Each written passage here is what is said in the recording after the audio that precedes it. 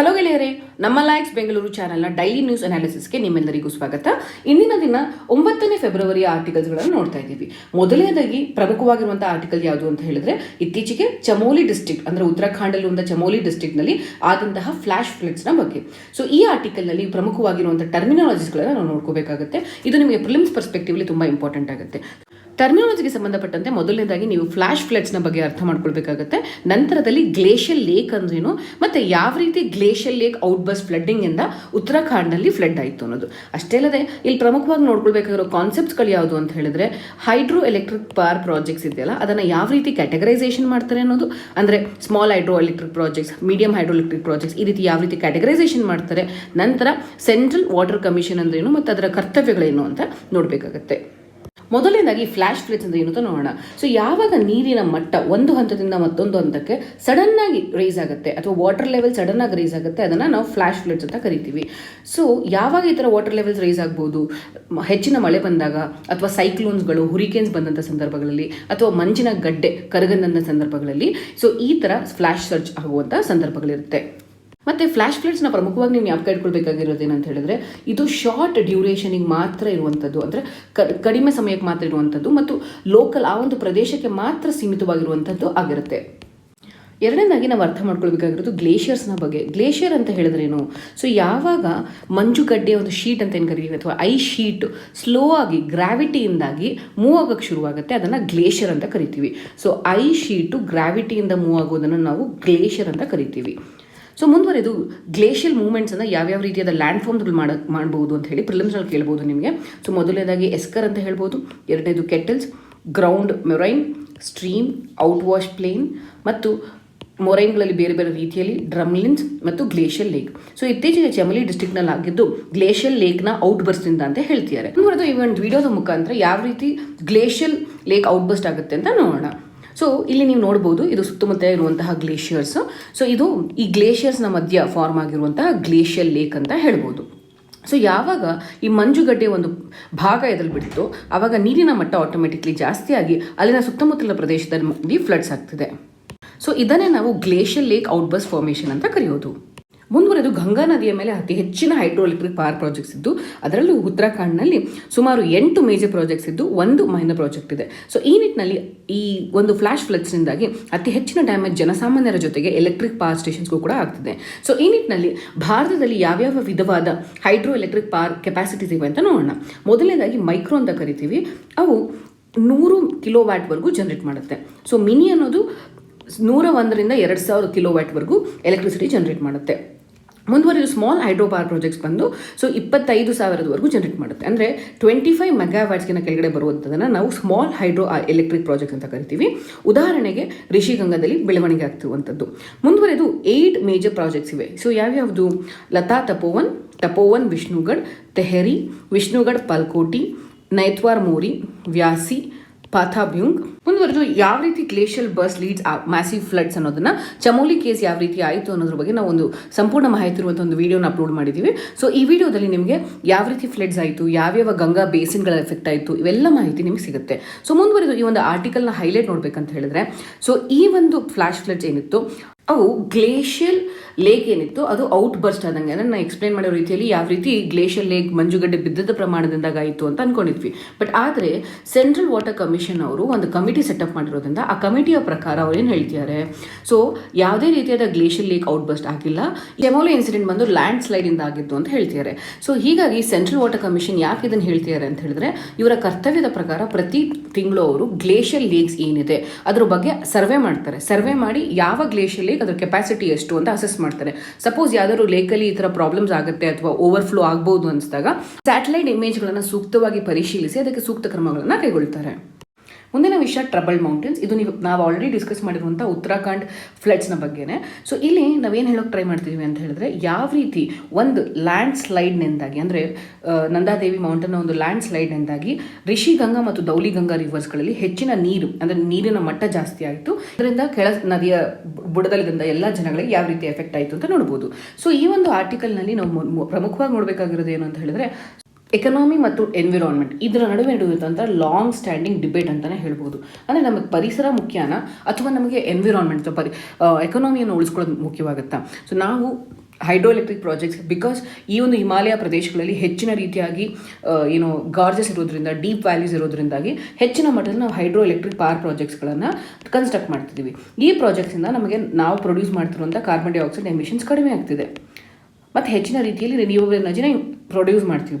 But ಇದರಿಂದ earthquake ಆಗಿರ್ಬೋದು ಅಥವಾ ಮಾನ್ಸೂನಲ್ ಅಬರೇಷನ್ಸ್ ಆಗಿರ್ಬೋದು, ಅಂದರೆ ಮಾನ್ಸೂನ್ನ ರೈನ್ಫಾಲ್ ಪ್ಯಾಟರ್ನ್ ಕೂಡ ಚೇಂಜ್ ಆಗ್ಬೋದು, ಅಥವಾ ಈ ಕೇದಾರ್ನಾಥಲ್ಲಿ ಯಾವ ರೀತಿ ಫ್ಲಡ್ಸ್ ಆಯಿತು ಆ ಸಂದರ್ಭ ಆಗಿರ್ಬೋದು, ಅಥವಾ ಅಲ್ಲಿರುವಂತಹ ಜೈವಿಕ ಡೈವರ್ಸಿಟಿ ಅಂತ ಏನು ಕರಿತೀವಿ ಅಥವಾ ಬಯೋಡೈವರ್ಸಿಟಿ ಅಂತ ಏನು ಕರಿತೀವಿ ಅದು ಕೂಡ ಎಫೆಕ್ಟ್ ಆಗ್ಬೋದು.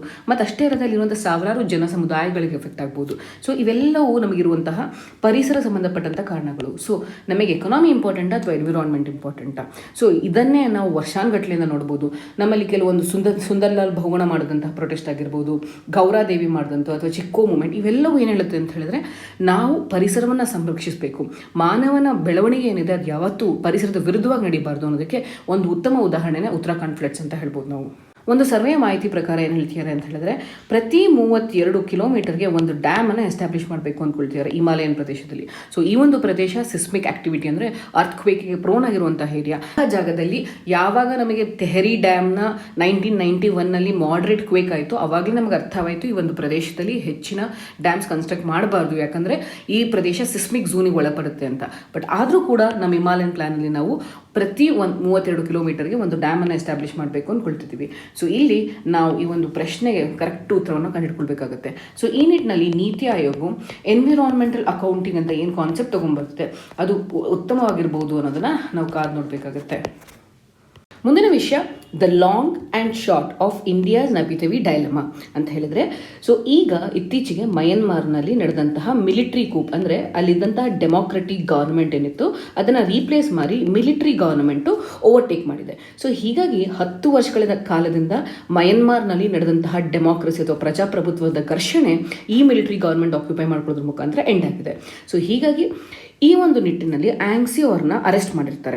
ಸೊ ಅರೆಸ್ಟ್ ಮಾಡಿದಂಥ ಸಂದರ್ಭದಲ್ಲಿ ಮಿಲಿಟರಿ ಗೌರ್ಮೆಂಟ್ ಓವರ್ಟೇಕ್ ಮಾಡಿದಂಥ ಸಂದರ್ಭದಲ್ಲಿ ಮಯನ್ಮಾರ್ಗೂ ಮತ್ತು ಭಾರತಕ್ಕಿರುವಂಥ ಸಂಬಂಧದಲ್ಲಿ ಯಾವ ರೀತಿ ವೈಪರೀತ್ಯಗಳಾಗ್ಬೋದು, ಮತ್ತು ನಮ್ಮ ಲಾಂಗ್ ಟರ್ಮ್ ಮತ್ತು ಶಾರ್ಟ್ ಟರ್ಮ್ ರಿಲೇಷನ್ಸ್ ಯಾವ ರೀತಿ ಚೇಂಜ್ ಆಗುತ್ತೆ. ಅಷ್ಟೇ ಅಲ್ಲದೆ ಮಯನ್ಮಾರ್ ಗೌರ್ಮೆಂಟು ಭಾರತಕ್ಕೆ ಹತ್ರವಾಗುತ್ತಾ ಅಥವಾ ಚೈನಾಕ್ಕೆ ಹತ್ರವಾಗುತ್ತಾ, ಸೊ ಚೈನಾಗೆ ಇದರಿಂದ ಆಗುವಂಥ ಅನುಕೂಲಗಳೇನು ಮತ್ತು ಭಾರತಕ್ಕೆ ಆಗುವಂಥ ಅನಾನುಕೂಲಗಳೇನು ಅಂತ ಕೂಡ ಈ ಆರ್ಟಿಕಲಲ್ಲಿ ನೋಡ್ತೀವಿ. ಸೊ ಮುಂದುವರಿದು Myanmar issues crack down warning, ಈ ಒಂದು ಆರ್ಟಿಕಲ್ನಲ್ಲಿ ಹೆಚ್ಚಿನ ಜನರು ಪ್ರೊಟೆಸ್ಟ್ ಮಾಡ್ತಿರುವಂಥ ಕಾರಣದಲ್ಲಿ ಗವರ್ನಮೆಂಟ್ ಅಂದರೆ ಮಿಲಿಟರಿ ಗವರ್ಮೆಂಟ್ ಅವರು ಜನಗಳ ಮೇಲೆ ಸೀಸ್ ಫೈರ್ಗಳನ್ನು ಮಾಡ್ತಿದ್ದಾರೆ. ಭಾರತ ಮತ್ತು ಚೈನಾ ಮತ್ತು ಮಯನ್ಮಾರ್ ರಿಲೇಷನ್ಸ್ನ ಅರ್ಥ ಮಾಡ್ಕೊಳ್ಳೋದಕ್ಕೆ ಮೊದಲನೇದಾಗಿ ನೀವು ಮಯನ್ಮಾರ್ನಲ್ಲಿ ನಡೀತಿರುವಂಥ ಇವೆಂಟಿನ ಟೈಮ್ ಲೈನ್ನ ಅರ್ಥ ಮಾಡ್ಕೊಳ್ಬೇಕಾಗುತ್ತೆ. ಸೊ ನಿಮ್ಮೆಲ್ಲರಿಗೂ ಗೊತ್ತಿರೋ ರೀತಿಯಲ್ಲಿ ಮಯನ್ಮಾರ್ನಲ್ಲಿ ಮಿಲಿಟರಿ ಗವರ್ಮೆಂಟ್ ಆಡಳಿತವನ್ನು ನೋಡ್ಕೊಳ್ತಿತ್ತು.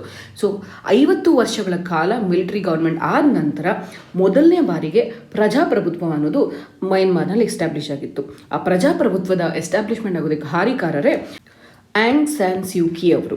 ಸೊ ಇತ್ತೀಚೆಗೆ ಫೆಬ್ರವರಿ 1ನೇ ತಾರೀಕು ಮಿಲಿಟರಿ ಗೌರ್ಮೆಂಟ್ ಅವ್ರು ಏನು ಮಾಡ್ತಾರೆ, ಆಂಗ್ ಸ್ಯಾನ್ ಕ್ಯೂ ಮತ್ತು ನ್ಯಾಷನಲ್ ಲೀಗ್ ಫಾರ್ ಡೆಮಾಕ್ರಸಿ ಈ ಒಂದು ಪಾರ್ಟಿಯ ಮೆಂಬರ್ಸ್ಗಳನ್ನೆಲ್ಲ ಅರೆಸ್ಟ್ ಮಾಡ್ತಾರೆ. ಸೊ ಇದರಿಂದ 10 ವರ್ಷಗಳಿಂದ ಡೆಮಾಕ್ರಸಿಯನ್ನು ಮತ್ತೆ ತೆಗೆದುಹಾಕಿ ಮಿಲಿಟರಿ ಗೌರ್ಮೆಂಟನ್ನು ಎಸ್ಟಾಬ್ಲಿಷ್ ಮಾಡ್ತಾರೆ. ಸೊ ಯಾಕೆ ಮಿಲಿಟರಿ ಗೌರ್ಮೆಂಟ್ ಎಸ್ಟಾಬ್ಲಿಷ್ ಮಾಡಿದ್ರು ಅಂತ ಹೇಳಿದ್ರೆ, ಸೊ ಮಿಲಿಟರಿ ಅವರ ಪ್ರಕಾರ ನವೆಂಬರ್ ನಡೆದಂಥ ಎಲೆಕ್ಷನ್ಸ್ನಲ್ಲಿ ಫ್ರಾಡ್ ಮಾಡುವುದರ ಮುಖಾಂತರ ಸ್ಯಾನ್ಕ್ಯೂರ್ ಪಾರ್ಟಿ ಗೆದ್ದಿದೆ ಅಂತ ಹೇಳ್ತಾರೆ. ಅಷ್ಟೇ ಇಲ್ಲದೆ ಅವ್ರು ಏನು ಹೇಳ್ತಾರೆ, 1 ಇಯರ್ ಎಮರ್ಜೆನ್ಸಿ ಇಂಪೋಸ್ ಮಾಡಿ ತದನಂತರ ಎಲೆಕ್ಷನ್ಸ್ನ ಕಂಡಕ್ಟ್ ಮಾಡ್ತೀವಿ ಅಂತ ಹೇಳ್ತಾರೆ. ಬಟ್ 1 ಇಯರ್ ನಂತರ ಯಾವ ಡೇಟ್ ಎಲೆಕ್ಷನ್ಸ್ನ ಕಂಡಕ್ಟ್ ಮಾಡ್ತಾರೆ ಅನ್ನೋದು ಯಾವುದೇ ಮಾಹಿತಿಯನ್ನು ಕೊಟ್ಟಿಲ್ಲ. ಸೊ ಹೀಗಾಗಿ ಈ ಜನತಾ ಗೌರ್ಮೆಂಟ್ ಅಥವಾ ಇಲ್ಲಿ 2 ಥರದ ಗೌರ್ಮೆಂಟ್ ಜ್ಞಾಪಕ ಇಟ್ಕೊಳ್ಬೇಕು. ಒಂದು ಸಿವಿಲಿಯನ್ ಗೌರ್ಮೆಂಟ್, ಈ ಸಿವಿಲಿಯನ್ ಗೌರ್ಮೆಂಟನ್ನು ನಾವು ಆಂಗ್ ಸ್ಯಾನ್ ಸ್ಯೂ ಕಿ ಅವರದು ಅಂತ ಹೇಳ್ತೀವಿ. ಮಿಲಿಟರಿ ಗೌರ್ಮೆಂಟ್ ಅಂತ ಏನಿದೆ, ಸೊ ಈಗ ಇತ್ತೀಚೆಗೆ ಆಗಿರುವಂಥ ಮಿಲಿಟರಿ ಕೂಪ್ ಅವರು ಎಸ್ಟಾಬ್ಲಿಷ್ ಮಾಡಿರುವಂಥದ್ದು. ಸೊ ಅರೆಸ್ಟ್ ಮಾಡಿದ ನಂತರ ಅವ್ರು ಕೊಡುವಂಥ ಕಾರಣ ಏನಂತ ಹೇಳಿದ್ರೆ, ಆಂಗ್ ಸ್ಯಾನ್ ಸ್ಯೂ ಮತ್ತು ಅವ್ರ ಪಾರ್ಟಿ ಮೆಂಬರ್ಸ್ಗಳಲ್ಲಿ ಸೊ ಅನ್ರಿಜಿಸ್ಟರ್ಡ್ ವಾಕಿ ಟಾಕೀಸ್ಗಳಿವೆ. ಸೊ ಇದರಿಂದ ಮಯನ್ಮಾರ್ನ ದೇಶದ ಆಂತರಿಕ ಭದ್ರತೆ ಮತ್ತು ಇಂಪೋರ್ಟ್ ಎಕ್ಸ್ಪೋರ್ಟ್ ರೂಲ್ಸ್ನ ವೈಲೇಷನ್ ಆಗಿದೆ ಅಂತ ಹೇಳ್ತಾರೆ. ಸೊ ಇದನ್ನು ಡಿಫೆಂಡ್ ಮಾಡೋದಕ್ಕೋಸ್ಕರ ಜನಗಳು ಪ್ರೊಟೆಸ್ಟ್ ಮಾಡೋಕ್ಕೆ ಶುರು ಮಾಡಿದ ತಕ್ಷಣ ಮಯನ್ಮಾರ್ ಗವರ್ನಮೆಂಟ್ ಇಂಟರ್ನೆಟನ್ನೇ ಬ್ಲಾಕ್ ಮಾಡುತ್ತೆ. ಅಂದರೆ ಯಾವುದೇ ರೀತಿಯಾದ ಜನರಿಗೆ ಸೋಷಿಯಲ್ ಮೀಡಿಯಾ ಆಕ್ಸೆಸ್ಗಳನ್ನ ತೆಗಿತಾ ಹೋಗುತ್ತೆ. ಮೊದಲನೇದಾಗಿ ಫೇಸ್ಬುಕ್ನ ತೆಗೆಯುತ್ತೆ, ನಂತರದಲ್ಲಿ ಟ್ವಿಟರ್ ಆಗಿರ್ಬೋದು, ಬೇರೆ ಬೇರೆ ಸೋಷಿಯಲ್ ಮೀಡಿಯಾ ಪ್ಲಾಟ್ಫಾರ್ಮ್ಸ್ನ ಬ್ಲಾಕ್ ಮಾಡ್ತಾರೆ. ಜನಗಳು ಸ್ಯಾನ್ಕ್ಯೂ ಅವ್ರನ್ನ ನೀವು ರಿಲೀಸ್ ಮಾಡಬೇಕು ಅಂತ ಹೇಳಿ ರೋಡಿಗೆ ಬಂದು ಪ್ರೊಟೆಸ್ಟ್ ಮಾಡೋದಕ್ಕೆ ಶುರು ಮಾಡ್ತಾರೆ. ಸೊ ಮುಂದುವರಿದು ಈ ಒಂದು ಜನಗಳ ಪ್ರೊಟೆಸ್ಟ್ನ ಕಂಟ್ರೋಲ್ ಮಾಡೋಕ್ಕಾಗದರೆ ಅವರು ಕರ್ಫ್ಯೂ ಕೂಡ ಇಂಪೋಸ್ ಮಾಡ್ತಾರೆ. ಮತ್ತು ಯಾವುದೇ ರೀತಿಯಾದ 4 ರಿಂದ 5 ಜನಗಳು ಒಟ್ಟಿಗೆ ಸೇರೋಂಗಿಲ್ಲ ಅಂತ ಹೇಳ್ತಾರೆ. ಸೊ ಈ ರೀತಿ ಪ್ರಜಾಪ್ರಭುತ್ವ ಅಥವಾ ಡೆಮಾಕ್ರಸಿಯಾದ ಮೂಲ ಮೌಲ್ಯಗಳೇನಂತ ಹೇಳಿದ್ರೆ ಲಿಬರ್ಟಿ, ಫ್ರೀಡಮ್, ಎಕ್ಸ್ಪ್ರೆಷನ್ಸ್ ಅಂತದ್ದು ಏನಿರುತ್ತೆ ಅದನ್ನೇ ಮಯನ್ಮಾರ್ ಗೌರ್ಮೆಂಟ್ ತೆಗೆದುಹಾಕಿ ಮಿಲಿಟರಿ ಗೌರ್ಮೆಂಟನ್ನು ಎಸ್ಟಾಬ್ಲಿಷ್ ಮಾಡಿದೆ. ಸೊ ಈ ನಿಟ್ಟಿನಲ್ಲಿ ನಮ್ಮ ಭಾರತ ದೇಶಕ್ಕೆ ಯಾವ ರೀತಿ ಅನಾನುಕೂಲಗಳಾಗ್ಬೋದು ಅಂತ ನೋಡೋಣ. ಈಗ ಮಿಲಿಟರಿ ಗೌರ್ಮೆಂಟ್ ಇಂಪೋಸ್ ಆಗಿರೋದ್ರಿಂದ ಸೊ ಯಾವಾಗ ಮಿಲಿಟರಿ ಗೌರ್ಮೆಂಟ್ ಇರುತ್ತೆ ಅದು ಇಂಟರ್ನ್ಯಾಷನಲ್ ನಾರ್ಮ್ಸ್ ಅಂದರೆ ಪ್ರತಿಯೊಂದು ಜಾಗತಿಕ ಮಟ್ಟದಲ್ಲಿರುವಂತಹ ಕೆಲವೊಂದು ಅಗ್ರಿಮೆಂಟ್ಸ್ಗಳಿಗೆ ಮತ್ತು ಮಾನವೀಯ ತತ್ವಗಳಿಗೆ ವಿರುದ್ಧವಾಗಿರುತ್ತದೆ. ಸೊ ಇಂಥ ಸಂದರ್ಭದಲ್ಲಿ ಈ ಒಂದು ಮಿಲಿಟರಿ ಗೌರ್ಮೆಂಟ್ ಎಸ್ಟಾಬ್ಲಿಷ್ ಮಾಡಿರುವಂಥ ಮಯನ್ಮಾರ್ಗಳಲ್ಲಿ ಈ ಗೌರ್ಮೆಂಟ್ನ ವಿರುದ್ಧವಾಗಿ ವೆಸ್ಟರ್ನ್ ಕಂಟ್ರೀಸ್ ಆಗಿರ್ಬೋದು ಅಥವಾ ಮೇಜರ್ ಪವರ್ಸ್ ಆಗಿರ್ಬೋದು ಸ್ಯಾಂಕ್ಷನ್ಸ್ಗಳನ್ನು ಇಂಪೋಸ್ ಮಾಡ್ತಾರೆ. ಅಂದರೆ ಯಾವುದೇ ರೀತಿಯಾದ ಎಕನಾಮಿಕ್ ರಿಲೇಷನ್ಶಿಪ್ನ ಮೇಂಟೈನ್ ಮಾಡೋಂಗಿಲ್ಲ ಅಥವಾ ಹಣಕಾಸಿನ ವ್ಯವಹಾರಗಳು ಟ್ರೇಡ್ ನಡೆಯೋ ರೀತಿ ಇಲ್ಲ. ಸೊ ಈ ರೀತಿ ಕೆಲವೊಂದು ಸ್ಯಾಂಕ್ಷನ್ಸ್ಗಳನ್ನು ಇಂಪೋಸ್ ಮಾಡ್ತಾರೆ. ಸೊ ಈ ಮಿಲಿಟರಿ ಗೌರ್ಮೆಂಟ್ ಮೇಲೆ ಸ್ಯಾಂಕ್ಷನ್ಸ್ ಇಂಪೋಸ್ ಮಾಡಿದರೆ ಅದರಿಂದ ಈ ಮಿಲಿಟರಿ ಗೌರ್ಮೆಂಟ್ ಚೈನಾಕ್ಕೆ ಸಪೋರ್ಟ್ ಮಾಡುವಂಥ ಸಾಧ್ಯತೆಗಳು ಜಾಸ್ತಿ ಇರುತ್ತೆ. ಸೊ ಇದರಿಂದ ಚೈನಾ ತನಗೆ ಬೇಕಾಗಿರುವಂತಹ ರೀಜನಲ್ ಎಕ್ಸ್ಪ್ಯಾನ್ಷನ್ ಇದೆ ಮಯನ್ಮಾರಲ್ಲಿ ಅದನ್ನು ಈಸಿಯಾಗಿ ಮಾಡ್ಕೊಳ್ಬೋದು. ಬಟ್ ಇದೇ ಇಂಪೋಸಿಷನ್ ಮಯನ್ಮಾರ್ ಮಾಡೋದ್ರಿಂದ ಸೊ ಇಂಡಿಯಾಗೆ ಯಾವುದೇ ರೀತಿಯಾದ ಅನುಕೂಲಗಳಾಗಲ್ಲ. ಯಾಕಂತ ಹೇಳಿದ್ರೆ ಇಂಡಿಯಾ ಯಾವಾಗಲೂ ಪ್ರಜಾಪ್ರಭುತ್ವ ಅಥವಾ ಡೆಮೋಕ್ರಸಿ ವ್ಯಾಲ್ಯೂಗೆ ಸಪೋರ್ಟ್ ಮಾಡ್ಕೊಂಡು ಬಂದಿರುವಂಥ ಕಂಟ್ರಿ. ಸೊ ಈಗ ಇಂಡಿಯಾಗಿರುವಂಥ ದೊಡ್ಡ ಡೈಲಮಾ ಏನು ಅಂತಂದರೆ ಅಥವಾ ದ್ವಂದ್ವತೆ ಏನು ಅಂತ ಹೇಳಿದ್ರೆ ಭಾರತ ಡೆಮಾಕ್ರಸಿ ಅಥವಾ ಪ್ರಜಾಪ್ರಭುತ್ವವನ್ನು ರೀಗೇನ್ ಮಾಡೋದಕ್ಕೆ ಸಪೋರ್ಟ್ ಮಾಡಬೇಕಾ ಅಥವಾ ಈಗಿರುವಂಥ ಮಿಲಿಟರಿ ಗವರ್ನಮೆಂಟ್ ಜೊತೆಯಲ್ಲಿ ತನ್ನ ಟ್ರೇಡ್ ಆಗಿರ್ಬೋದು, ಸೆಕ್ಯೂರಿಟಿ ರಿಲೇಷನ್ಶಿಪ್ ಆಗಿರ್ಬೋದು ಅಥವಾ ಕಮ್ಯುನಿಕೇಷನ್ ಆಗಿರ್ಬೋದು ಅದನ್ನು ಕಂಟಿನ್ಯೂ ಮಾಡಬೇಕಾ ಅನ್ನೋದು. ಈ ನಿಟ್ಟಿನಲ್ಲಿ ನೀವು ಎಕ್ಸ್ಟರ್ನಲ್ ಅಫೇರ್ಸ್ ಮಿನಿಸ್ಟರ್ ಹೇಳಿರುವಂಥ ಮಾತನ್ನು ನೋಡ್ಬೋದು. ಭಾರತ ಸೊ ಯಾವಾಗಲೂ ಪ್ರಜಾಪ್ರಭುತ್ವವನ್ನು ರೀಸ್ಟೋರ್ ಮಾಡೋದಕ್ಕೆ ಪ್ರಯತ್ನ ಪಡುತ್ತೆ. ಬಟ್ ಇಂತಹ ಸಂದರ್ಭದಲ್ಲಿ ನಮ್ಮ ಭಾರತದ ಹೊಸ ಮಯನ್ಮಾರ್ ಪಾಲಿಸಿಗೆ ಸಂಬಂಧಪಟ್ಟಂತೆ ಭಾರತ ತನ್ನ ಇಂಟ್ರೆಸ್ಟ್ಗಳನ್ನು ಹೆಚ್ಚಿನ ರೀತಿಯಲ್ಲಿ ಗಮನದಲ್ಲಿಟ್ಕೊಳ್ಳುತ್ತೆ ಹೊರತು ತನ್ನ ನಾರ್ಮ್ಸ್ ಅಲ್ಲ ಅಂದರೆ ವ್ಯಾಲ್ಯೂಗಳನ್ನು ಗಮನದಲ್ಲಿಟ್ಕೊಳ್ಳಲ್ಲ ಅಂತ ಹೇಳ್ತಿದ್ದಾರೆ. ಸೊ ಹೀಗಾಗಿ ಭಾರತ ಏನು ಮಾಡ್ಬೋದು ಅಂತ ಹೇಳಿದ್ರೆ ಡೆಮಾಕ್ರಸಿಯನ್ನು ಮತ್ತೆ ವಾಪಸ್ ತೆಗೆದುಕೊಳ್ಳೋಕೆ ಪ್ರಯತ್ನ ಪಡಬೇಕು.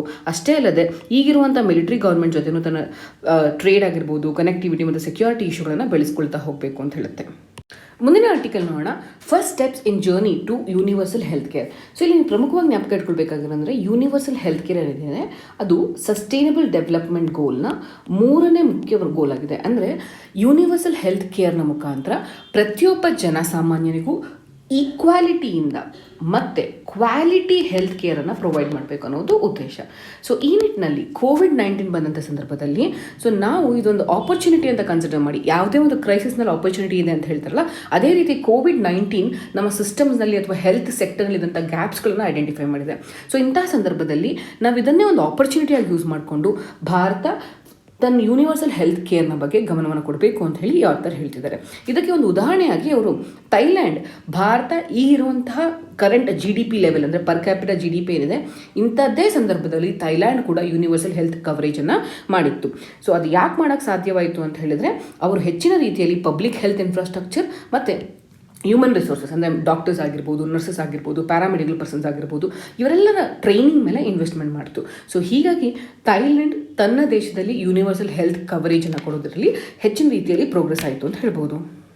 ಥೈಲ್ಯಾಂಡ್ನ ಮಾದರಿಯಲ್ಲಿ ಭಾರತ ಕೂಡ ತನ್ನ ಹೆಲ್ತ್ ಇನ್ಸ್ಟಿಟ್ಯೂಷನ್ಸ್ ಏನಿದೆ ಅಂದರೆ ಹೆಲ್ತ್ ಕೇರ್ ಕೊಡುವಂಥ ಇನ್ಸ್ಟಿಟ್ಯೂಷನ್ಸ್ಗಳನ್ನು ಸ್ಟ್ರೆಂಥನ್ ಮಾಡಬೇಕು ಅನ್ನೋ ನಿಟ್ಟಿನಲ್ಲಿ, ಅಷ್ಟೇ ಅಲ್ಲದೆ ಜನಸಾಮಾನ್ಯರಿಗೆ ಇನ್ಶೂರೆನ್ಸ್ನ ಮುಖಾಂತರ ಅವ್ರಿಗೆ ಸಲ್ಲಬೇಕಾಗಿರುವಂಥ ಸವಲತ್ತುಗಳನ್ನು ಕೊಡಬೇಕು ಅನ್ನೋ ನಿಟ್ಟಿನಲ್ಲಿ ಯೋಜನೆಗಳನ್ನು ಲಾಂಚ್ ಮಾಡಿದೆ. ಸೊ ಮೊದಲನೇದಾಗಿ ಹೆಲ್ತ್ ಇನ್ಸ್ಟಿಟ್ಯೂಷನ್ಸ್ನ ಸ್ಟ್ರೆಂಥನ್ ಮಾಡೋದಂದರೆ ಈ ಪ್ರೈಮರಿ ಹೆಲ್ತ್ ಕೇರ್ ಸೆಂಟರ್ಸ್ ಆಗಿರ್ಬೋದು, ಹೆಲ್ತ್ ಆ್ಯಂಡ್ ವೆಲ್ನೆಸ್ ಸೆಂಟರ್ ಆಗಿರ್ಬೋದು ಇವುಗಳನ್ನು ಸ್ಟ್ರೆಂಥನ್ ಮಾಡೋದಕ್ಕೋಸ್ಕರ ಕೇಂದ್ರ ಸರ್ಕಾರ ಪ್ರಧಾನಮಂತ್ರಿ ಆತ್ಮನಿರ್ಭರ್ ಸ್ವಾಸ್ಥ್ಯ ಭಾರತ್ ಯೋಜನೆಯನ್ನು ಲಾಂಚ್ ಮಾಡಿದೆ.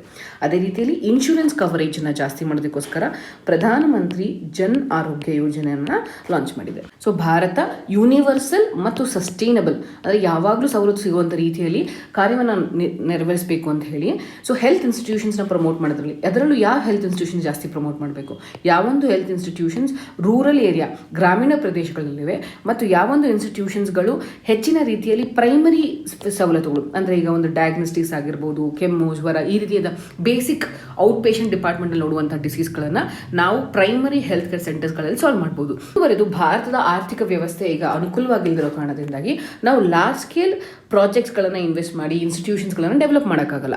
ಸೊ ಈಗಾಗಿ ನಾವೇನು ಮಾಡ್ತಿದ್ವಿ, ಇನ್ಶೂರೆನ್ಸ್ ಕೊಡುವಂಥ ಮುಖಾಂತರ ಜನಸಾಮಾನ್ಯರಿಗೆ ಆಕ್ಸೆಸಿಬಿಲಿಟಿ ಮತ್ತು ಅಫೋರ್ಡಬಿಲಿಟಿ ಅನ್ನು ನಾವು ಜಾಸ್ತಿ ಮಾಡ್ತಿದ್ದೀವಿ. ಸೊ ಈ ನಿಟ್ಟಿನಲ್ಲಿ ಗೌರ್ಮೆಂಟ್ ಹೆಚ್ಚಿನ ಇನ್ಶೂರೆನ್ಸ್ಗಳನ್ನು ಕೂಡ ಪ್ರಮೋಟ್ ಮಾಡ್ತಿದೆ. ಬಟ್ ಆದರೆ ಈಗಿರುವಂಥ ಗ್ರೌಂಡ್ ರಿಯಾಲಿಟಿ ಪ್ರಕಾರ ನೀವು ನೋಡಬೇಕಂತ ಹೇಳಿದರೆ ಭಾರತ ದೇಶ ಹೆಲ್ತ್ ಇನ್ಸ್ಟಿಟ್ಯೂಷನ್ ಸಂಬಂಧಪಟ್ಟಂತೆ ಇತ್ತೀಚೆಗೆ ಹೆಲ್ತ್ ಆ್ಯಂಡ್ ವೆಲ್ನೆಸ್ ಸೆಂಟರ್ಸ್ಗಳನ್ನು ಲಾಂಚ್ ಮಾಡ್ತಿದೆ. ಸೊ ಯಾವುದೇ ಒಂದು ಹೆಲ್ತ್ ಆ್ಯಂಡ್ ವೆಲ್ನೆಸ್ ಸೆಂಟರ್ ಅಂತ ಬಂದಾಗ ಸೊ ನಿಮಗೆ ಅಲ್ಲಿ ಸಬ್ ಹೆಲ್ತ್ ಸೆಂಟರ್ಸ್ ಇರುತ್ತೆ ಮತ್ತು ಪ್ರೈಮರಿ ಹೆಲ್ತ್ ಸೆಂಟರ್ಸ್ ಮತ್ತು ಅರ್ಬನ್ ಪ್ರೈಮರಿ ಹೆಲ್ತ್ ಸೆಂಟರ್ಸ್ ಇರ್ತಾರೆ. ಸೊ ಇತ್ತೀಚೆಗೆ ಹೆಚ್ಚಿನ ಒತ್ತನ್ನು ನಾವು ಸಬ್ ಹೆಲ್ತ್ ಸೆಂಟರ್ಸ್ಗಳಿಗೆ ಕೊಡ್ತಿದ್ದೀವಿ. ಈ ಸಬ್ ಹೆಲ್ತ್ ಸೆಂಟರ್ಗಳನ್ನು ಎಸ್ಟಾಬ್ಲಿಷ್ ಮಾಡೋದಕ್ಕೆ ಸರಿಸುಮಾರು 17.5 ಲಕ್ಷ ಬೇಕಾಗುತ್ತೆ. ಅದೇ ಅದನ್ನು ಮೇಂಟೈನ್ ಮಾಡೋದಕ್ಕೋಸ್ಕರ 8 ಲಕ್ಷ ಬೇಕಾಗುತ್ತೆ. ವೆರಿ ಗುಡ್, ಸಬ್ ಹೆಲ್ತ್ ಸೆಂಟರ್ಸ್ ಕೊಡೋದ್ರಿಂದ ಹೆಚ್ಚಿನ ಸವಲತ್ತುಗಳು ಜನಕ್ಕೆ ಸಿಗುತ್ತೆ. ಬಟ್ ಆದರೆ ಇದರ ಮೇಂಟೆನೆನ್ಸ್ ಕಾಸ್ಟ್ ಏನಿದೆ ಅದು ಸುಮಾರು 8 ಲಕ್ಷ ಆಗಿದೆ. ಭಾರತದಲ್ಲಿ ಆಲ್ರೆಡಿ ಇರುವಂಥ ರೀತಿಯಲ್ಲಿ ನೋಡ್ಬೇಕಂತ ಹೇಳಿದ್ರೆ ನಾವು ನಾವು ಮಾಡ್ತೀವಿ, ಆದರೆ ರನ್ನಿಂಗ್ ಕಾಸ್ಟ್ ಅಥವಾ ಮೇಂಟೈನ್ ಮಾಡೋದಕ್ಕೆ ಬೇಕಾಗಿರುವಂಥ ಕಾಸ್ಟ್ ಯಾವಾಗಲೂ ಸಿಗೋದಿಲ್ಲ. ಸೊ ಇದೇ ರೀತಿ ಈ ಸಬ್ ಹೆಲ್ತ್ ಸೆಂಟರ್ಸ್ ಕೂಡ ನಾಮಕಾವಸ್ಥೆ ಎಸ್ಟಾಬ್ಲಿಷ್ ಆಗಿ ಯಾವುದೇ ರೀತಿಯ ಕಾರ್ಯಗಳನ್ನು ಮಾಡದೇ ಇರ್ಬೋದು ಅನ್ನೋದು ಈ ಒಂದು ಆಥರ್ನ ಅಪ್ರಹೆನ್ಷನ್ ಆಗಿದೆ. ಮುಂದುವರಿದು ಇನ್ಶೂರೆನ್ಸ್ ಬಗ್ಗೆ ಹೇಳ್ತಿರುವಂಥ ಸಂದರ್ಭದಲ್ಲಿ ಸೊ ನಾವು ಎಷ್ಟೊಂದು ಸಲ ನೋಡ್ಬೋದು, ಯಾಕೆ ಇನ್ಶೂರೆನ್ಸ್ನ ಕೊಡ್ತೀವಿ? ಜನಗಳ ಔಟ್ ಆಫ್ ಪಾಕೆಟ್ ಎಕ್ಸ್ಪೆಂಡಿಚರ್ ಅಂತ ಕರಿತೀವಿ. ಅಂದರೆ ತಮ್ಮ ಪಾಕೆಟಿಂದ ಜನರು ತಮ್ಮ ಬಳಿ ಇರುವ ದುಡ್ಡಿನಿಂದ ಖರ್ಚು ಮಾಡೋದ್ರಿಂದ ಹೆಚ್ಚಿನ ರೀತಿ ಪಾವರ್ಟಿ ಅಥವಾ ಪೂರ್ ಆಗುವಂಥ ಸಾಧ್ಯತೆಗಳಿರುತ್ತೆ. ಸೊ ಹೀಗಾಗಿ ಆ ಪಾವರ್ಟಿ ಅಥವಾ ಬಡತನವನ್ನು ಕಡಿಮೆ ಮಾಡೋದಕ್ಕೋಸ್ಕರ ಗವರ್ಮೆಂಟ್ ಇನ್ಶೂರೆನ್ಸ್ ಮುಖಾಂತರ ಈ ಒಂದು ಪೇಷಂಟ್ಸ್ಗಳಿಗೆ ದುಡ್ಡನ್ನು ಕೊಡುತ್ತೆ. ಬಟ್ ಆದರೆ ರಿಯಾಲಿಟಿ ನೀವು ನೋಡ್ಬೇಕಂದ್ರೆ ಎಲ್ಲ ರಾಜ್ಯಗಳಲ್ಲಿ ಎಲ್ಲಿ ಇನ್ಶೂರೆನ್ಸ್ ಇಂಪ್ಲಿಮೆಂಟ್ ಮಾಡಿದ್ದಾರೆ ಅಲ್ಲಿ ಯಾವುದೇ ರೀತಿಯಾದ ಔಟ್ ಆಫ್ ಪಾಕೆಟ್ ಎಕ್ಸ್ಪೆಂಡಿಚರ್ ಅಂತ ಏನು ಕರಿತೀವಿ ಅದು ಕಡಿಮೆ ಆಗಿಲ್ಲ. ಇದು ಮೊದಲನೇ ಪಾಯಿಂಟ್. ಎರಡನೇ ಪಾಯಿಂಟ್ ಏನಂತ ಹೇಳಿದ್ರೆ, ಅಫಿಷಿಯಲ್ ಡಾಕ್ಯುಮೆಂಟ್ಸ್ನ ಪ್ರಕಾರ ಹೆಚ್ಚಿನ ಹಣಕಾಸಿನ ನೆರವು ಕೊಟ್ಟಿದ್ದಾರೆ ಅಂತ ಹೇಳಿದ್ರು ಕೂಡ ಇನ್ಶೂರೆನ್ಸ್ ಕವರೇಜು ಗ್ರೌಂಡ್ ರಿಯಾಲಿಟಿಯಲ್ಲಿ ನೋಡಿದಾಗ ಯಾವುದೇ ರೀತಿಯಾದ ಇಂಪ್ರೂವ್ಮೆಂಟ್ಸ್ ಆಗಿಲ್ಲ. ಸೊ ಹೀಗಾಗಿ ಭಾರತ ದೇಶ ಯೂನಿವರ್ಸಲ್ ಹೆಲ್ತ್ ಕೇರ್ ಅಚೀವ್ ಮಾಡೋದಕ್ಕೋಸ್ಕರ ಏನೇ ಪ್ರಯತ್ನಗಳು ಪಟ್ಟರು ಫಂಡ್ಸ್ಗಳನ್ನು ಕರೆಕ್ಟ್ ರೀತಿಯಲ್ಲಿ ಕೊಡದೇ ಇದ್ದರೆ ಅಥವಾ ಅಂಡರ್ ಫಂಡಿಂಗ್ ಮಾಡೋದ್ರಿಂದ ನಾವು ಅಂದ್ಕೊಂಡಿರುವಂಥ ಯಾವುದೇ ಯೋಜನೆಗಳು ಮುಂದೆ ಹೋಗೋದಕ್ಕೆ ಸಾಧ್ಯವಿಲ್ಲ. ಮುಂದುವರೆದ ಈ ಒಂದು ಆರ್ಟಿಕಲ್ನಲ್ಲಿ 2 ಪ್ರಮುಖವಾದ ಸ್ಕೀಮ್ಗಳ ಬಗ್ಗೆ ಮೆನ್ಷನ್ ಆಗಿದೆ. ಒಂದು ಪ್ರಧಾನಮಂತ್ರಿ ಆತ್ಮನಿರ್ಭರ್ ಸ್ವಾಸ್ಥ್ಯ ಭಾರತ್ ಯೋಜನಾ, ಮತ್ತೊಂದು ಪ್ರಧಾನಮಂತ್ರಿ ಜನ್ ಆರೋಗ್ಯ ಯೋಜನಾ. ಸೊ ಯಾವಾಗಲೂ ಸ್ಕೀಮ್ಸ್ಗಳು ನಿಮಗೆ ಪ್ರಿಲಿಮ್ಸ್ ಪರ್ಸ್ಪೆಕ್ಟಿವ್ನಲ್ಲಿ ತುಂಬ ಇಂಪಾರ್ಟೆಂಟ್ ಆಗುತ್ತೆ. ಸೊ ಯಾವಾಗಲೇ ಪ್ರಿಲಿಮ್ಸ್ ಪರ್ಸ್ಪೆಕ್ಟಿವಲ್ಲಿ ಸ್ಕೀಮ್ಸ್ಗಳನ್ನು ನೋಡಬೇಕಂದ್ರೆ ಪ್ರಮುಖವಾಗಿ ನೀವು ನೋಡ್ಕೊಳ್ಬೇಕಾಗಿರೋದು ಏನಂತ ಹೇಳಿದ್ರೆ ಯಾವೊಂದು ಮಿನಿಸ್ಟ್ರಿ ಈ ಸ್ಕೀಮ್ಗಳನ್ನು ಲಾಂಚ್ ಮಾಡ್ತಾರೆ ಅನ್ನೋದು. ಅಷ್ಟೇ ಅಲ್ಲದೆ ಆ ಮಿನಿಸ್ಟ್ರಿ ಯಾವ ಟಾರ್ಗೆಟ್ ಏರಿಯಾ ಅಥವಾ ಟಾರ್ಗೆಟ್ ಬೆನಿಫಿಷರೀಸ್ ಯಾರಿಗೋಸ್ಕರ ಈ ಪ್ರೋಗ್ರಾಮ್ನ ಲಾಂಚ್ ಮಾಡ್ತಾರೆ ಮತ್ತು ಯಾವ ಕಾರಣ ಅಂದರೆ ಈ ಒಂದು ಪ್ರೋಗ್ರಾಮ್ನಿಂದ ಏನು ಆಬ್ಜೆಕ್ಟಿವ್ಗಳನ್ನು ಎನ್ಶೂರ್ ಮಾಡೋಕ್ಕೆ ಟ್ರೈ ಮಾಡ್ತಾರೆ ಮತ್ತು ಇದರ ಫಂಡಿಂಗ್ ಪ್ಯಾಟ್ರನ್ ಯಾವುದು, ಅಂದರೆ central government state government share ಮಾಡ್ಕೊಳ್ತಾರೆ ಅಥವಾ ಎಲ್ಲ ಅಮೌಂಟನ್ನು ಸೆಂಟ್ರಲ್ ಗೌರ್ಮೆಂಟ್ ಪೇ ಮಾಡುತ್ತಾ, ಮತ್ತು ಯಾವುದಾದ್ರು ಇಂಪ್ಲಿಮೆಂಟೇಷನ್ ಏಜೆನ್ಸಿಗಳು ಅಥವಾ ಯಾವುದಾದ್ರು ಡಿಪಾರ್ಟ್ಮೆಂಟಲ್ಲಿ ಇನ್ವಾಲ್ವ್ ಆಗಿದೆಯಾ, ಇವೆಲ್ಲ ವಿಷಯಗಳನ್ನು ನೀವು ಪ್ರಿಲಿಮ್ಸ್ ಪರ್ಸ್ಪೆಕ್ಟಿವಲ್ಲಿ ನೋಡ್ಕೊಳ್ಬೇಕು. ಅದೇ ನಿಮಗೆ ಮೇನ್ಸ್ ಪರ್ಸ್ಪೆಕ್ಟಿವಲ್ಲಿ ಬಂದಾಗ ಸೊ ಯಾವೊಂದು ಸ್ಕೀಮ್ ಅಂದರೆ ಇವಾಗ ಫಾರ್ ಎಕ್ಸಾಂಪಲ್ ಈ ಒಂದು ಆತ್ಮನಿರ್ಭರ ಭಾರತ ಯೋಜನಾ ಲಾಂಚ್ ಮಾಡಿರುವಂಥದ್ದು ಸೊ ಹೆಚ್ಚಿನ ರೀತಿಯಲ್ಲಿ ಇನ್ಸ್ಟಿಟ್ಯೂಷನ್ಸ್ಗಳನ್ನು ಸ್ಟ್ರೆಂಥನ್ ಮಾಡೋದಕ್ಕೋಸ್ಕರ. ಈ ಒಂದು ಯೋಜನೆಯಿಂದ ಅದು ಅನುಕೂಲವಾಗಿದೆಯಾ ಅಂದರೆ ಕ್ರಿಟಿಕಲಿ ಅನಲೈಸ್ ಮಾಡಬೇಕಾಗತ್ತೆ. ನೀವು ಆ ಯೋಜನೆ ತನ್ನ ಗುರಿಯನ್ನು ಮುಟ್ಟುವಲ್ಲಿ ಏನೇನು ಚಾಲೆಂಜಸ್ಗಳನ್ನು ಫೇಸ್ ಮಾಡಿದೆ ಅನ್ನೋದನ್ನು ನೀವು ಮೇನ್ಸ್ ಪರ್ಸ್ಪೆಕ್ಟಿವ್ನಲ್ಲಿ ಅರ್ಥ ಮಾಡ್ಕೊಳ್ಬೇಕಾಗಿದೆ. ಸೊ ಹೀಗಾಗಿ ಮುಂದುವರೆದು ನಾವು ಈ ಸ್ಕೀಮ್ಸ್ಗಳ ಡೀಟೇಲ್ಸನ್ನು ನೋಡೋಣ. ಸೊ ಮೊದಲನೇದಾಗಿ ಪ್ರಧಾನಮಂತ್ರಿ ಸ್ವಾಸ್ಥ್ಯ ಭಾರತ್ ಯೋಜನೆಯನ್ನು ನಾನು ಹೇಳಿದ ರೀತಿಯಲ್ಲಿ ಹೆಲ್ತ್ ಆ್ಯಂಡ್ ವೆಲ್ನೆಸ್ ಸೆಂಟರ್ಸ್ ಅಂದರೆ ಯಾವೊಂದು ಸಂಸ್ಥೆಗಳು ಆರೋಗ್ಯ ಸರ್ವಿಸ್ಗಳನ್ನು ಕೊಡುತ್ತವೆ ಸೊ ಅಂಥವನ್ನು ಪ್ರಮೋಟ್ ಮಾಡೋದಕ್ಕೋಸ್ಕರ ಈ ಸ್ಕೀಮನ್ನು ಲಾಂಚ್ ಮಾಡಿರುವಂಥದ್ದು. ಸೊ ಇಲ್ಲಿ ರೂರಲ್ ಏರಿಯಾ ಮತ್ತು ಅರ್ಬನ್ ಹೆಲ್ತ್ ಆ್ಯಂಡ್ ವೆಲ್ನೆಸ್ ಸೆಂಟರ್ಗಳನ್ನು ಎಸ್ಟಾಬ್ಲಿಷ್ ಮಾಡ್ತಾರೆ. ಈ ಹೆಲ್ತ್ ಆ್ಯಂಡ್ ವೆಲ್ನೆಸ್ ಸೆಂಟರ್ಸ್ಗಳಿಗೆ ಇಂಟಿಗ್ರೇಟೆಡ್ ಹೆಲ್ತ್ ಲ್ಯಾಬ್ಸ್ಗಳನ್ನು ಎಸ್ಟಾಬ್ಲಿಷ್ ಮಾಡ್ತಾರೆ. ಅಂದರೆ ಯಾವುದೇ ರೀತಿಯಾದ ಡಯಾಗ್ನೋಸ್ಟಿಕ್ ಸರ್ವಿಸಸ್ ಬೇಕಾದರೆ ಈ ಲ್ಯಾಬ್ಸ್ಗಳಿಂದ ಪಡ್ಕೊಳ್ಬೋದು. ಅಷ್ಟೇ ಅಲ್ಲದೆ ಕ್ರಿಟಿಕಲ್ ಕೇರ್ ಹಾಸ್ಪಿಟಲ್ಸ್ ಅಂದರೆ ಸಂದರ್ಭ ಅವಶ್ಯಕತೆ ಎಮರ್ಜೆನ್ಸಿ ಸರ್ವಿಸಸ್ ಕೊಡೋದಕ್ಕೋಸ್ಕರ ಇದನ್ನು ಎಸ್ಟಾಬ್ಲಿಷ್ ಮಾಡ್ತಾರೆ. ಮತ್ತು ಈಗ ಆಲ್ರೆಡಿ ಇರುವಂತಹ ನ್ಯಾಷನಲ್ ಸೆಂಟರ್ ಫಾರ್ ಡಿಸೀಸ್ ಕಂಟ್ರೋಲನ್ನು ಸ್ಟ್ರೆಂಥನ್ ಮಾಡ್ತಾರೆ. ಮುಂದುವರೆದು ಇಂಟಿಗ್ರೇಟೆಡ್ ಹೆಲ್ತ್ ಇನ್ಫಾರ್ಮೇಷನ್ ಪೋರ್ಟಲನ್ನು ಎಲ್ಲ ರಾಜ್ಯಗಳು ಮತ್ತು ಇನ್ಕ್ಲೂಡಿಂಗ್ ಯೂನಿಯನ್ ಟೆರಿಟರಿ ಸಂಬಂಧಪಟ್ಟಂತೆ ಒಂದು ಹೆಲ್ತ್ ಇನ್ಫಾರ್ಮೇಷನ್ ಪೋರ್ಟಲ್ನ ಕೂಡ ಲಾಂಚ್ ಮಾಡ್ತಾರೆ. ಅಂದರೆ ಟೆಕ್ನಾಲಜಿ ಯಾವ ರೀತಿ ಹೆಲ್ತ್ ಕೇರ್ ಸೆಕ್ಟರ್ನಲ್ಲಿ ಸರ್ವಿಸಸ್ನ ಪ್ರೊವೈಡ್ ಮಾಡಬೇಕು ಅನ್ನೋದು ನಿಮಗೆ KPSC ಆಗಿರ್ಬೋದು ಅಥವಾ UPSC ಮೇನ್ಸ್ ಪರ್ಸ್ಪೆಕ್ಟಿವಲ್ಲಿ ಇದನ್ನು ಉದಾಹರಣೆಯಾಗಿ ಯೂಸ್ ಮಾಡ್ಕೊಳ್ಬೋದು.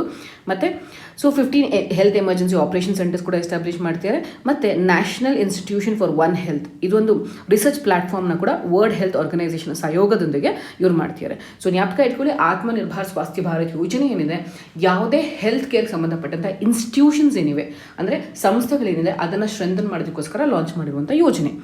ಮುಂದುವರೆದು ಪ್ರಧಾನಮಂತ್ರಿ ಜನ್ ಆರೋಗ್ಯ ಯೋಜನೆ ಏನಿದೆ ಇದನ್ನು ಜಾಗತಿಕ ಮಟ್ಟದಲ್ಲಿ ಅಂದರೆ ಪ್ರಪಂಚದಲ್ಲೇ ಅತಿ ದೊಡ್ಡ ಹೆಲ್ತ್ ಕೇರ್ ಪ್ರೋಗ್ರಾಮ್ ಅಂತ ಕರಿತಿದ್ದೀವಿ. ಸೊ ಈ ಒಂದು ಯೋಜನೆ ಏನಂತ ಹೇಳಿದ್ರೆ ಇದು ಬೇಸಿಕ್ ಆಬ್ಜೆಕ್ಟಿವ್ ಇನ್ಶೂರೆನ್ಸ್ನ ಪ್ರೊವೈಡ್ ಮಾಡುವಂಥದ್ದು. ಸೊ ಈ ಒಂದು ಇನ್ಶೂರೆನ್ಸ್ ಒಂದು ಫ್ಯಾಮಿಲಿಗೆ 1 ವರ್ಷಕ್ಕೆ 5 ಲಕ್ಷದಷ್ಟು ಅಮೌಂಟನ್ನು ಕೊಡ್ತಾರೆ. ಸೊ ಇದರಿಂದ 10.74 crore ಫ್ಯಾಮಿಲೀಸ್ಗಳಿಗೆ ಹೆಲ್ಪ್ ಆಗಿದೆ ಅಂತ ಹೇಳ್ಬೋದು. ಮುಂದುವರೆದು ಈ ಸ್ಕೀಮ್ನಲ್ಲಿ ಹೆಣ್ಣು ಮಕ್ಕಳಿಗೆ, ಮಹಿಳೆಯರಿಗೆ ಮತ್ತು ಸೀನಿಯರ್ ಸಿಟಿಸನ್ಸ್ಗೆ ಹೆಚ್ಚಿನ ಪ್ರಮುಖವನ್ನು ಕೊಡ್ತಾರೆ. ಅಂದರೆ ಫ್ಯಾಮಿಲಿಯಲ್ಲಿ ಇರುವಂಥ ಎಲ್ಲ ಸದಸ್ಯರಿಗೆ ಅಷ್ಟೇ ಅಲ್ಲದೆ ಫ್ಯಾಮಿಲಿಯಲ್ಲಿರುವಂಥ ಎಲ್ಲ ವಯಸ್ಕರಿಗೆ ಮತ್ತು ಫ್ಯಾಮಿಲಿಗೆ ಯಾವುದೇ ರೀತಿಯಾದ ನಂಬರ್ ಆಫ್ ಪೀಪಲ್ ಅಂದರೆ 5 ಜನ ಇರಬೇಕು ಅಥವಾ 3 ಜನಕ್ಕೆ ಮಾತ್ರ ಸವಲತ್ತುಗಳು ಕೊಡ್ತೀವಿ ಅಂತ ಯಾವುದೇ ರೀತಿಯ ಕ್ಯಾಂಪನ್ನು ಇಂಪೋಸ್ ಮಾಡಿಲ್ಲ. ಮತ್ತು ಇವರಿಗೆ ಎಲ್ಲ ರೀತಿಯ ಫ್ರೀ ಟ್ರೀಟ್ಮೆಂಟ್ ಸಿಗುತ್ತೆ ಪಬ್ಲಿಕ್ ಹಾಸ್ಪಿಟಲ್ಸ್ ಆಗಿರ್ಬೋದು ಮತ್ತು ಇದಕ್ಕೆ ರಿಜಿಸ್ಟರ್ ಆಗಿರುವಂಥ ಪ್ರೈವೇಟ್ ಹಾಸ್ಪಿಟಲ್ಸಲ್ಲಿ. ಯಾವ್ಯಾವ ಥರ ಸರ್ವಿಸ್ ಸಿಗ್ಬೋದು. ಸೆಕೆಂಡರಿ ಟರ್ಷರಿ ಕೇರ್ ಅಂತ ಹೇಳಿದ್ರೆ ಸರ್ಜರಿ ಆಗಿರ್ಬೋದು, ಮೆಡಿಕಲ್ ಟ್ರೀಟ್ಮೆಂಟ್ಸ್ ಆಗಿರ್ಬೋದು, ಮೆಡಿಸಿನ್ಸ್ ಮತ್ತು ಡಯಾಗ್ನೋಸ್ಟಿಕ್ಸ್ ಆಗಿರ್ಬೋದು, ಈ ರೀತಿ ಎಲ್ಲ ಸವಲತ್ತುಗಳನ್ನು ಫ್ರೀಯಾಗಿ ಅವರು ಒಬ್ಟೇನ್ ಮಾಡ್ಕೊಳ್ಬೋದು. ಸೊ ಇದಕ್ಕೆ ಯಾವ್ಯಾವ ಡಿಸೀಸಸ್ಗೆ ಅವೈಲೇಬಲ್ ಇದೆ ಅಂತ ಹೇಳಿ ಆಲ್ರೆಡಿ ಮೆನ್ಷನ್ ಮಾಡಿರ್ತಾರೆ. ಇಲ್ಲಿ ಅತ್ಯುತ್ತಮವಾದದ್ದು ಏನಂತ ಹೇಳ್ಬೋದು ಅಂದರೆ, ಯಾವೆಲ್ಲ ಬೆನಿಫಿಷರೀಸ್ ಒಂದ್ಸಲ ರಿಜಿಸ್ಟರ್ ಆದರೆ ಭಾರತದ ಯಾವುದೇ ಪ್ರದೇಶದಲ್ಲಿ ಕೂಡ ಈ ಒಂದು ಸವಲತ್ತನ್ನು ಪಡ್ಕೊಳ್ಬೋದು. ಇದನ್ನು ನಾವು ಕ್ಯಾಶ್ಲೆಸ್ ಪೇಪರ್ಲೆಸ್ ಅಂತ ಕರಿತೀವಿ. ಅಂದರೆ ಟೆಕ್ನಾಲಜಿಯನ್ನು ಯೂಸ್ ಮಾಡಿಕೊಂಡು ಯಾವ ರೀತಿ ನಾವು ಬಳಕೆಯನ್ನು ಹೆಚ್ಚಿಸ್ತಿದ್ದೀವಿ ಮತ್ತು ಜನಸಾಮಾನ್ಯರಿಗೆ ಸರ್ವಿಸನ್ನು ಕೊಡ್ತೀವಿ ಅನ್ನೋದಕ್ಕೆ ಒಂದು ಉತ್ತಮ ಉದಾಹರಣೆ ಅಂತ ಹೇಳ್ಬೋದು. ಪ್ಯಾನಲ್ಡ್ ಹಾಸ್ಪಿಟಲ್ಸ್ಗಳಲ್ಲಿ ಆರೋಗ್ಯ ಮಿತ್ರದ ಸರ್ವಿಸ್ ಕೂಡ ಅವೈಲೇಬಲ್ ಇರುತ್ತೆ. ಮುಂದಿನ article a budget not for the environment. ನಾವೀಗ ಆಲ್ರೆಡಿ ಉತ್ತರಾಖಂಡ್ ಇಶ್ಯೂಲಿ ಅರ್ಥ ಮಾಡ್ಕೊಂಡ್ವಿ ಯಾವ ರೀತಿ ಎನ್ವಿರಾನ್ಮೆಂಟ್ ಮತ್ತು ಎಕಾನಮಿ ನಡುವೆ ಇರುವಂಥ ಡಿಬೇಟನ್ನು. ಅಂದರೆ ಬೆಳವಣಿಗೆ, ಆರ್ಥಿಕವಾದ ಬೆಳವಣಿಗೆ ಆಗಬೇಕು, ಆ ಬೆಳವಣಿಗೆ ನಮ್ಮ ಪರಿಸರಕ್ಕೆ ಹಾನಿಕಾರವಾಗುವಂಥ ರೀತಿಯಲ್ಲಿ ಆಗಬೇಕಾ ಅನ್ನೋದೇ ಒಂದು ನಮ್ಮ ಪ್ರಶ್ನೆ ಇತ್ತು, ಅಥವಾ ಡಿಬೇಟ್ ಅಂತ ಹೇಳ್ಬೋದು. ಸೊ ಈ ನಿಟ್ಟಿನಲ್ಲಿ 1991ರಲ್ಲಿ ಮನಮೋಹನ್ ಸಿಂಗ್ ಅವರಿಗೆ ಪ್ರಶ್ನೆ ಕೇಳಿದಾಗ ಮನಮೋಹನ್ ಸಿಂಗ್ ಏನು ಹೇಳ್ತಾರೆ ಅಂದರೆ, ಮೊದಲನೇದಾಗಿ ಆರ್ಥಿಕತೆಯನ್ನು ಬೆಳವಣಿಗೆ ಮಾಡೋಣ.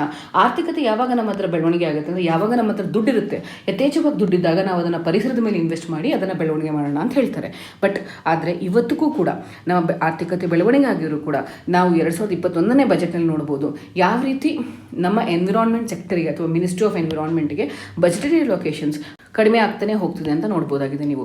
ಅಷ್ಟೇ ಅಲ್ಲದೆ ಕೆಲವೊಂದು ಸೆಕ್ಟರ್ಗಳಿಗೆ ಹಣಕಾಸಿನ ನೆರವು ಕೊಟ್ಟರು ಕೂಡ, ಅಂದರೆ ಈಗ ಗಂಗಾ ರಿವರ್ ಪ್ರಾಜೆಕ್ಟ್ ಕ್ಲೀನಿಂಗ್ಗೋಸ್ಕರ ಹಣಕಾಸಿನ ನೀತಿ ಜಾಸ್ತಿ ಕೊಟ್ಟಿದ್ದಾರೆ, ನೆರವು ಕೊಟ್ಟಿದ್ದಾರೆ. ಬಟ್ ಆದರೆ ಅಲ್ಲಿ ಪಾಲಿಸಿ ಡಿಸೈನಲ್ಲಿ ಪ್ರಾಬ್ಲಮ್ ಆಗಿದೆ, ಅಥವಾ ಇಂಪ್ಲಿಮೆಂಟೇಷನ್ನಲ್ಲಿ ಅಥವಾ ಕರಪ್ಷನ್ ಲೆವೆಲ್ ಜಾಸ್ತಿ ಆಗಿರೋ ಕಾರಣದಿಂದಾಗಿ ಅದರಿಂದ ಯಾವುದೇ ರೀತಿಯಾದ ಅನುಕೂಲಗಳಾಗ್ತಿಲ್ಲ. ಸೊ ಈಗ ನಮ್ಮೆಲ್ಲರಿಗೂ ಗೊತ್ತಿರೋ ರೀತಿಯಲ್ಲಿ ಹೆಚ್ಚಿನ ಪೊಲ್ಯೂಷನ್ ಲೆವೆಲ್ ಇದೆ, ಬಯೋಡೈವರ್ಸಿಟಿ ಲಾಸ್ ಆಗ್ತಿದೆ, ಮಾಸ್ ಎಕ್ಸ್ಟಿಂಕ್ಷನ್ಗಳಾಗ್ತಿವೆ, ಫಾರೆಸ್ಟಲ್ಲಿ ಜಾಸ್ತಿ ಫೈರ್ಸ್ ಆಗ್ತಿವೆ, ಲೋಕಲ್ ಫ್ಲಡ್ಸ್ ಆಗ್ತಿದೆ, ಕ್ಲೈಮೇಟ್ ಚೇಂಜ್, ಗ್ಲೋಬಲ್ ವಾರ್ಮಿಂಗ್ ಇವೆಲ್ಲವೂ ಇನ್ಕ್ರೀಸ್ ಆಗ್ತಿರುವಂಥ ಸಂದರ್ಭದಲ್ಲಿ ಭಾರತ ದೇಶ ಮತ್ತು ಪರಿಸರಕ್ಕೆ ಸಂಬಂಧಪಟ್ಟಂಥ ಆರ್ಗನೈಸೇಷನ್ಸ್ಗಳಿಗೆ ಹೆಚ್ಚಿನ ಹಣಕಾಸಿನ ನೆರವನ್ನು ನೀಡಬೇಕಾಗಿತ್ತು. ಬಟ್ ಆದರೆ ನೀವು ನೋಡ್ಬೋದು ಇಲ್ಲಿ, ಸೊ ಈ ಮಿನಿಸ್ಟ್ರಿ ಆಫ್ ಎನ್ವಿರಾನ್ಮೆಂಟ್, ಫಾರೆಸ್ಟ್ ಮತ್ತು ಕ್ಲೈಮೇಟ್ ಚೇಂಜ್ ಕಡೆಗೆ ವರ್ಕ್ ಮಾಡುವಂತಹ wildlife institute of India ಆಗಿರ್ಬೋದು, Indian council of forestry research ಆಗಿರ್ಬೋದು, ಇವೆಲ್ಲವಕ್ಕೂ ಪ್ರೈವೇಟ್ ಸೆಕ್ಟರಿಂದ ಫಂಡ್ಸ್ ಮೊಬಿಲೈಸ್ ಮಾಡಿ ಅಂತ ಹೇಳ್ತಾರೆ. ಇದಕ್ಕೆ ಯಾವುದೇ ರೀತಿಯ ಬಜೆಟ್ ಸಪೋರ್ಟ್ಗಳನ್ನು ಕೊಡ್ತಿಲ್ಲ. ಮುಂದುವರೆದು ಭಾರತ ದೇಶ ಆರ್ಗ್ಯೂ ಮಾಡೋದೇನಂತ ಹೇಳಿದ್ರೆ, ಎನ್ವಿರಾನ್ಮೆಂಟ್ ಸಂಬಂಧಪಟ್ಟಂತೆ ಯಾವ ರೀತಿ ನಾವು ಎನ್ವಿರಾನ್ಮೆಂಟ್ ಇಂಪ್ಯಾಕ್ಟ್ ಕಡಿಮೆ ಮಾಡಬೇಕು ಅಂತ ವಿಂಡ್ ಮತ್ತು ಸೋಲಾರ್ ಎನರ್ಜಿ ಮೇಲೆ, ಮತ್ತು ಡೀಪ್ ಓಷನ್ಸ್ ಮೇಲೆ, ಮತ್ತು ಡ್ರಿಂಕಿಂಗ್ ವಾಟರ್ ಸಪ್ಲೈಸ್ ಮೇಲೆ ಈ ರೀತಿ ಹೆಚ್ಚಿನ ಹಣಕಾಸನ್ನು ಕೊಡ್ತಿದ್ದೀವಿ ಅಂತ ಹೇಳ್ಬೋದು. ಎಸ್, ಇದರಿಂದ ಪಾಸಿಟಿವ್ ಎಕ್ಸ್ಟರ್ನಾಲಿಟೀಸ್ ಇದೆ. ಬಟ್ ಆದರೆ ನಾವು ವಿಂಡ್ ಮತ್ತು ಸೋಲಾರ್ ಪ್ರಮೋಟ್ ಮಾಡ್ತಿದ್ದೀವಿ, ಅದ್ರ ಜೊತೆಗೆ ಆತ್ಮನಿರ್ಭರ್ ಭಾರತದ ಅಡಿಯಲ್ಲಿ ಫಾಸಿಲ್ ಫ್ಯೂಲ್ ಕೂಡ ಪ್ರಮೋಟ್ ಮಾಡ್ತಿದ್ದೀವಿ. ಕೋಲ್ ಮೈನಿಂಗ್ ಆಗಿರ್ಬೋದು, ಥರ್ಮಲ್ ಪವರ್ ಮೈನಿಂಗ್ ಆಗಿರ್ಬೋದು, ಇದನ್ನು ಕೂಡ ಜಾಸ್ತಿ ಮಾಡ್ತಿದ್ದೀವಿ. ರಿನ್ಯೂವಬಲ್ ಎನರ್ಜಿ ಅನ್ನೋ ಹೆಸರಿನಲ್ಲಿ ನಾವು ಸೋಲಾರ್ ಪಾರ್ಕು, ವಿಂಡ್ ಎನರ್ಜಿ ಪಾರ್ಕನ್ನು ಎಸ್ಟಾಬ್ಲಿಷ್ ಮಾಡ್ತೀವಿ. ಇದರಿಂದ ಏನಾಗುತ್ತೆ, ಸೊ ಅಲ್ಲಿರುವಂಥ ಜನಗಳ ಲ್ಯಾಂಡನ್ನು ಕಳ್ಕೊತಾರೆ.